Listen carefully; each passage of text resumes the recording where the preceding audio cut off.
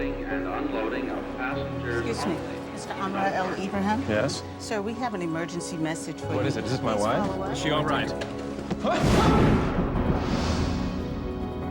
Where is he? I don't know. What do you want to do?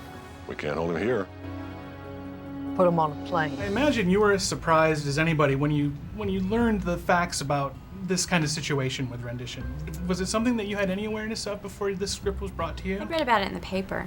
I think, but a lot of the things that you read in the paper, you don't really sort of connect to emotionally.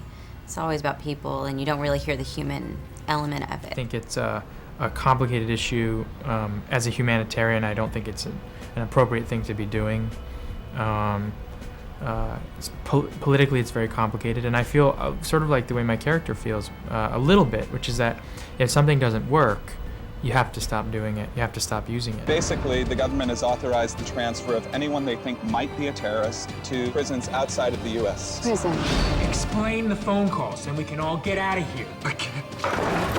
Explain the phone calls. I had to really learn what happens to somebody when they go through this kind of interrogation. And so, I read a lot of accounts of people who have been through something like this and therapists who have worked with people like this and just tried to internalize that physically, psychologically, what goes on. I think what it's about, a lot of people wanting to communicate and not knowing how, and so that does create isolation.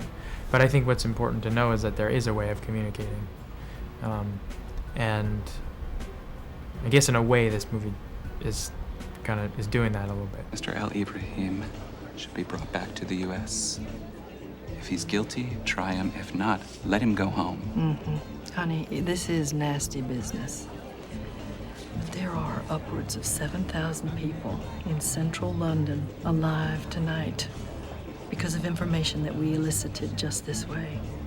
So maybe you can put your head on your pillow, feel proud for saving one man, while 7,000 perish. But I got grandkids in London, so I'm glad I'm doing this job. It would be difficult for me to play Meryl Streep's part.